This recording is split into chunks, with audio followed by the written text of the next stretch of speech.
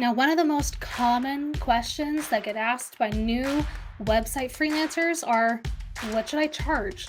Now, especially if you've worked for other companies or just you're relatively new to the industry, it can be hard to know what your price points should be.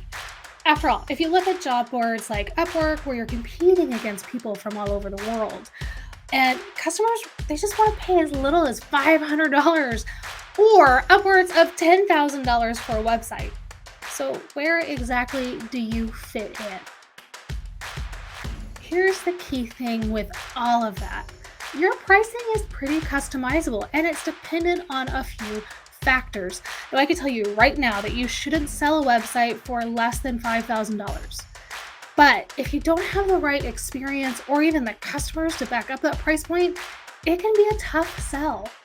Now, what you have to do is go through a few deciding factors to get to the right range for you and your business.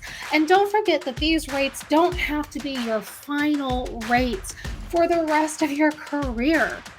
They can and should increase every few months to a year as you continue to build websites and have that proof in your portfolio.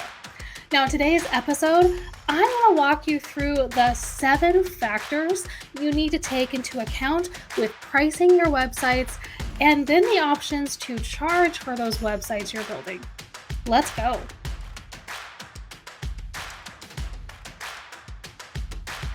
Now, if you don't have a writing utensil of some kind, classic pen and paper, Rocketbook, iPad and Apple Pencil, or a Notes app handy, I highly recommend you grab something now. With each of these 7 factors, you'll want to take note of where you and your business are and where the websites you build fit into each of these. So, number one, what services are you including? Now, first, let's talk about the services you're including when you build a website. I know a lot of website freelancers that simply build the website. They don't write the copy, they use a pre made template or design to create the look, and they're more or less just getting the website live for their customer. Now, while I certainly don't feel like that's the best method for any website designer or developer to take, I understand that, especially as you're starting out, that might be the reality of what you're doing.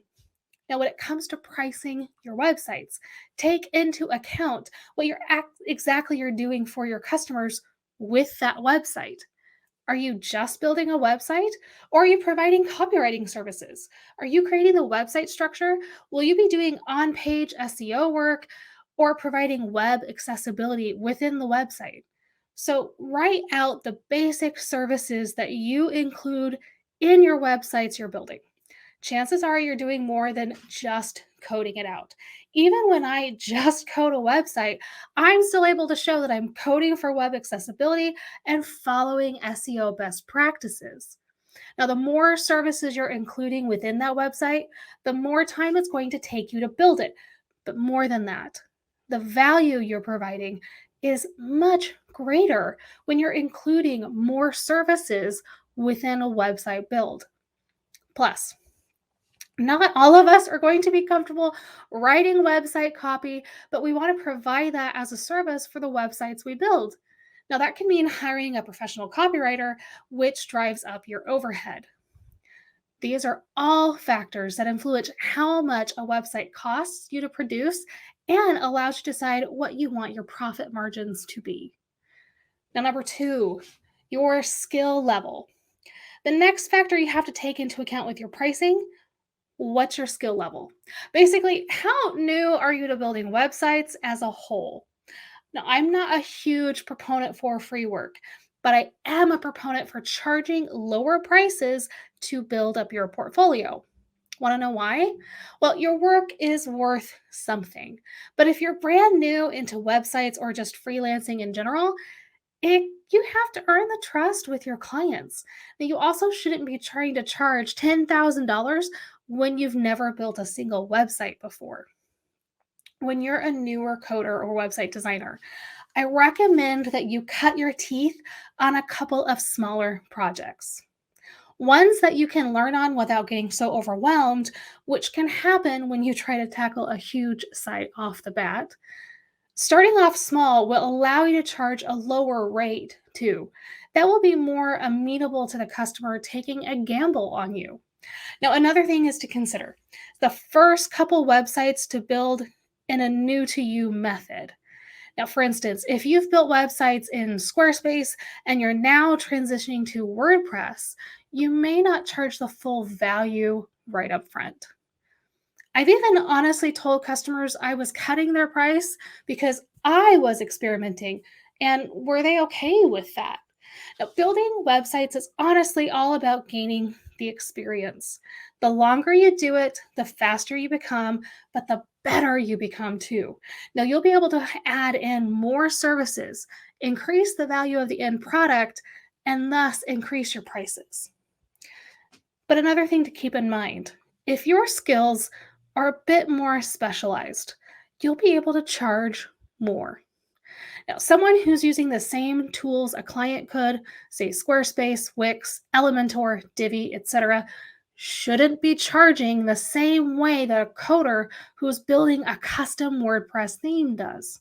The skill involved with creating something with custom code is just different and it's more valuable. Clients understand the value of a custom solution where it might be harder to convince them to pay you to build a Divi website when they just did that themselves the last time they built a website. Now, number three, the type of website you're building. Now, if you look at me, the types of websites you build varies greatly from project to project. But that also means that my prices vary wildly from project to project. A client that hires me to build a small informational website for their business is not going to pay as much as the client asking for a more customized e commerce or e learning solution. That's because simply the functionality required for an e commerce solution is just more labor intensive than a simple informational website. Typically, e commerce clients will also understand that they need to pay a bit more to get those secure functionalities too. They know what that they're asking for requires a bit more specialized skill set. But I will say, not everyone does. And frankly, the ones that don't understand that they're hoping to make, say, $5,000 a month on e commerce sales should think to pay about twice that for an e commerce website. They're not the ones you want to work with. Many times, clients don't understand the final details and the time things take. When you're creating a membership area for a website, for instance, you have to communicate to your client what all it takes to build that out. They see their competitors have one and they think it should be easy, right? Well, unfortunately, no, it's not. So, when you're working with clients that want to make and get these more specialized websites, you have to remind them that not only of the time that it takes to create the website, but of the value that they're getting in return. Just because they ask doesn't mean they understand they need to have a bigger budget. Now, number four, who your clients are. What will affect your price probably more than anything else? Who you're building your websites for.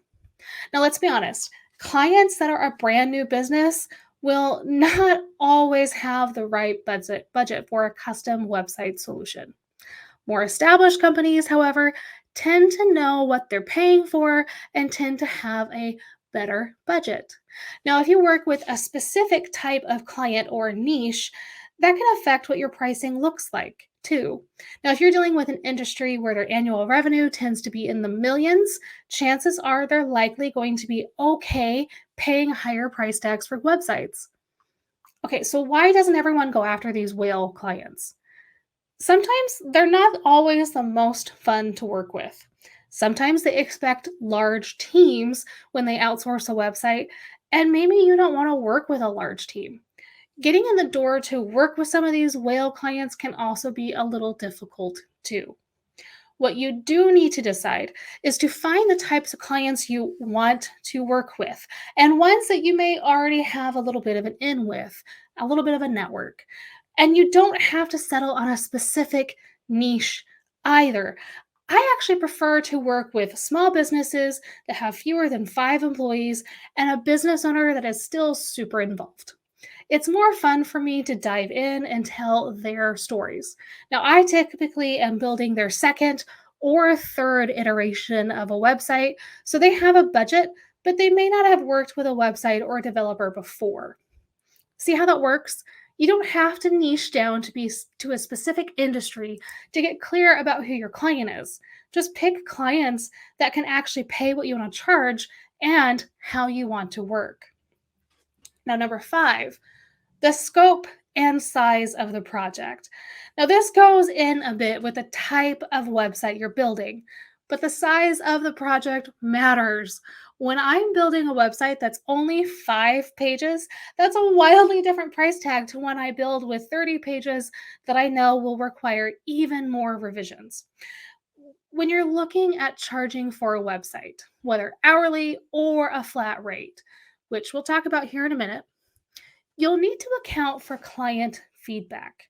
It's not all about how long it takes you to build something, but also how many changes they might request. And believe me, they'll request some kind of changes. Now, the larger the website, not only the more hours it'll take to build the website, but also the chances are high that you'll need more revision time too. You may also want to include some language in your contract to prevent scope creep and keep what you're doing pretty on track. Now, in my own contracts, I include a line that we can add other features in a phase 2 of the website that will be quoted separately from the current project. Then it's up to my discretion to invoke that when a client asks for tweaks or additions that just go outside of what we'd originally discussed. Asking for a new form, for instance, not a big deal. But if they suddenly want to sell products, that's a totally out of scope item. Now, number 6, the features you need to include, which this brings us to the features and tools you're going to be including in the website. Just like the type of websites you're building, simple versus e commerce, affect how you charge, so do the tools and technologies you're using to build the website.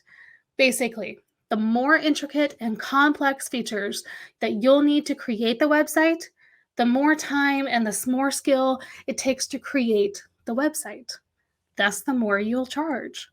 For example, an online business owner who needs both e commerce and an online learning platform will require certain tools like WooCommerce and LearnDash to be able to make their site work. Now, there may be a premium plugin licenses you'll need to calculate in and make sure that they understand that those licenses are an annual cost.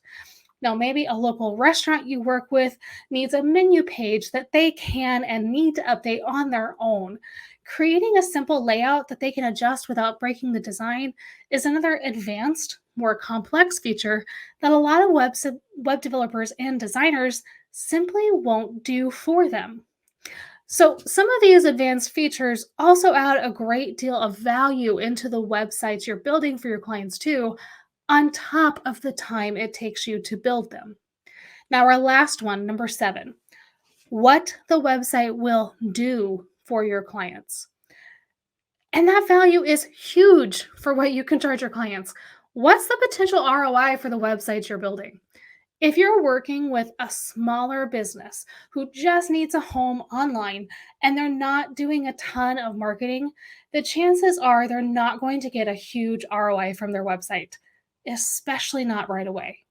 But if you're working with an e commerce business or a business that drives a ton of direct traffic to their website and has a marketing plan in place, they might be getting a huge ROI for that website you build.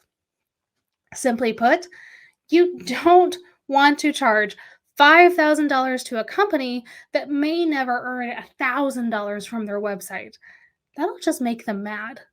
But you also don't want to charge $5,000 to a company that will earn $15,000 in their first month.